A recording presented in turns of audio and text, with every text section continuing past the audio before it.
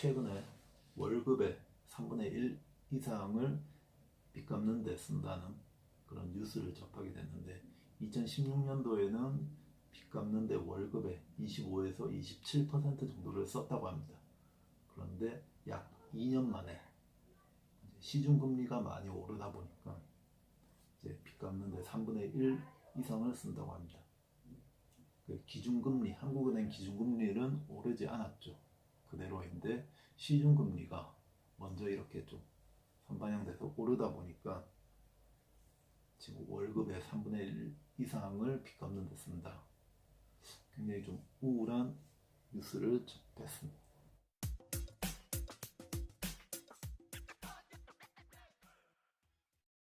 이 시간에는 부채 비율에 대해서 좀 설명드리겠습니다.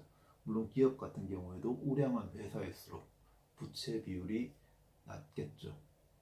부채 비율이 50%나 50% 이하로 떨어지는 게 우량한 회사로 볼 수 있는데, 이제 일반적인 개인들, 우리의 자산을 이제 형태별로 좀 나눠도 부채 비율이 낮을수록 이자 비용이 적게 들어가니까 삶이 좀 더 윤택하게, 좀 여유롭게 살 수 있다고 볼 수 있습니다. 미국의 부자들 같은 경우에는 상위 1%의 부자들은 주식이나 주식형 펀드에 무려 51.4% 정도의 자산이 나눠지고, 그리고 부동산에는 7.1% 정도밖에 되질 않고 부채 비율은 9.4%로 굉장히 낮은 수준을 보이고 있습니다. 그에 반해서 우리나라 같은 경우에는 반대로 부동산에 거의 한 60%, 70% 정도가 들어가 있고, 나머지 이제 20% 정도가 이제 금융자산, 주식이나 주식형 펀드에만 들어가 있는 게 아니고 금융자산의 20% 정도.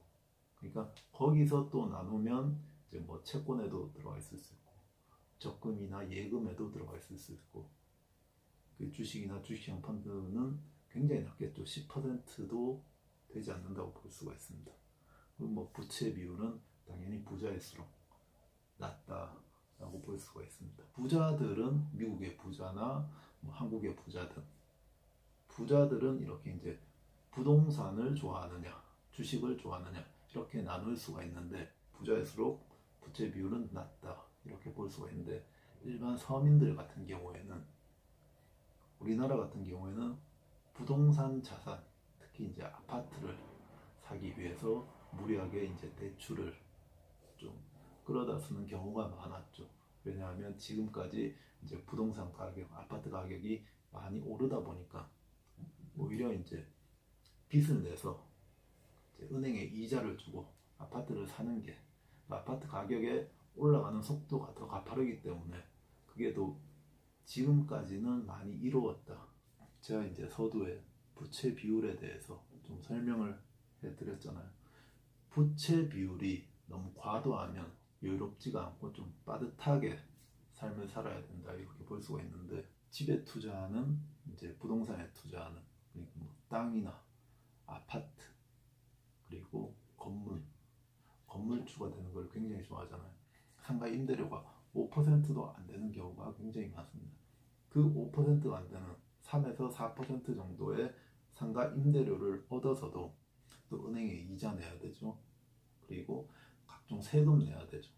이런 걸 따지면 이제 건물을 가지는 것보다 오히려 좋은 주식을, 이제 이익이 성장하고 배당금이 성장하고 배당금이 꾸준한 그런 주식을 가지는 게, 그리고 앞으로는 국민연금의 스튜어드십 코드를 통해서 배당금도 좀 올라갈 수 있기 때문에 부채 비율을 줄이는 것이 부자의 조건이기 때문에 너무 무리하게 큰 평수의 아파트를 사거나, 그리고 건물주가 되기 위해서 무리하게 부채를 끌어다 쓰지 말고 현명하게 이익이 성장하는 주식을 가지는 것이 미래에는 더 큰 부자가 될 수 있다, 이렇게 말씀드리겠습니다.